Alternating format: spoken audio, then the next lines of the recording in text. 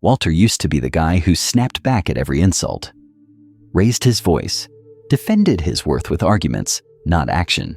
But no matter how loud he got, respect never came.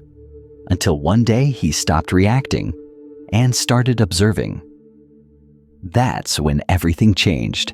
There will come a time, maybe more than once, when someone will speak to you like you're invisible, when they'll dismiss your ideas, minimize your value, disregard your time, your energy, your presence.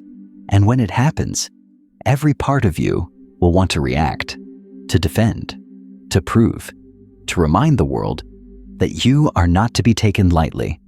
But that's the trap. Because the moment you react from ego, you give them control. You confirm their projection. You operate on their level. And a Stoic man never lowers his energy to meet noise. He becomes the silence. That demands respect. In a culture that rewards loudness, performance, and reactivity, the man who stays calm, present, composed, and immovable stands out like fire in the snow. He doesn't fight for attention. He earns reverence, not through force, but through stillness. You were not born to chase dignity. You were built to embody it. That's the first principle. When disrespect hits, your response is not for them. It's for you. It's the mirror of your internal mastery. So how do you build this mastery? Through the Stoic strategy, not a tactic, not a script, a way of being. It begins with observation, not of others, of yourself. In the moment of tension, you ask, what is this really triggering in me? Is it the disrespect? Or is it the old wound underneath it? Often it's the feeling of being overlooked as a child, the teacher who favored someone else, the parent who never said, I'm proud of you, the first girlfriend who chose someone louder. That pain lives quietly under the surface until someone taps it, even if unintentionally. The Stoic doesn't run from that recognition. He leans into it. He gets to know the parts of him that still want to scream, look at me, take me seriously. Not to indulge them, but to understand them. Because once you understand your own reactivity, you become free from it. And freedom from reactivity is power. If you're still reading this, comment, I lead with silence. That's how we build this movement, man by man, word by word. The second layer is detachment. This doesn't mean indifference. Stoicism is not emotional suppression. It is emotional leadership. To detach is to say, I see what's happening, but I will not let it dictate my behavior. You get to choose who has influence over you. Not everyone deserves access to your peace. When someone disrespects you, ask yourself, is this about me? Or is this about their relationship with themselves? Most often, it's the latter. People who project disrespect usually live in a world where they don't feel safe, seen, or successful.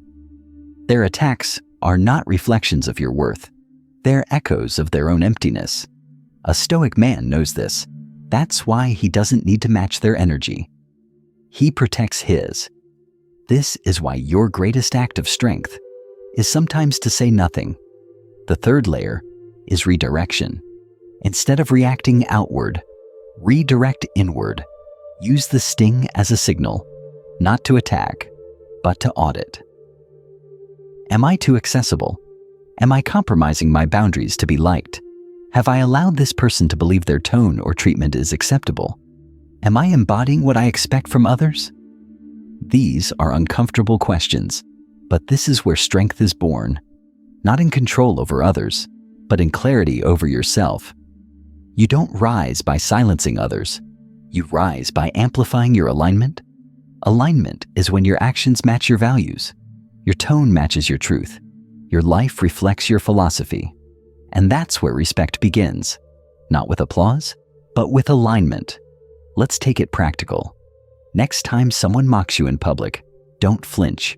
Don't respond. Pause. Breathe. Let their noise collapse into its own emptiness. When the dust settles, your presence will speak louder than any comeback could. If someone interrupts you, let them finish. Look them in the eye. Then speak slowly, clearly, without rush. Your tone will cut deeper than their volume ever could. If someone gossips about you, let your consistency drown their commentary. Over time, truth always reveals itself, and silence becomes strategy. If a woman disrespects you, through words, tone, or behavior, you do not fight for her approval. You observe, you measure, and if necessary, you remove yourself, because a man who respects himself never negotiates with disrespect. You do not beg for validation in places that violate your values. This is not arrogance. This is alignment. You were not made to beg. You were not made to chase. You were made to embody. Let your stillness be your strength. Let your discipline be your edge. Let your standards be your signature. When others act out, you rise up. When others test you, you teach by example. When others fold into noise, you become the signal.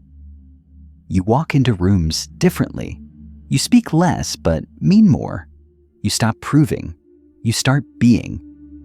That's why Stoic men are untouchable. Not because the world doesn't try to provoke them, but because they've trained to respond, not react. This isn't a philosophy. This is a lifestyle. A life where you walk away from what drains you. A life where your peace is your responsibility. A life where your reaction time slows down, but your clarity speeds up. A life where you stop participating in every insult thrown your way, and instead start designing a life that's undeniable. You become the man who gets quieter when disrespected, not because he's weak, but because he's focused. And one day, the very people who mocked you will fall silent, not because you silenced them, but because your elevation made their noise irrelevant. This is Stoic Reign. Subscribe and build the man who no longer chases peace, because he already lives in it.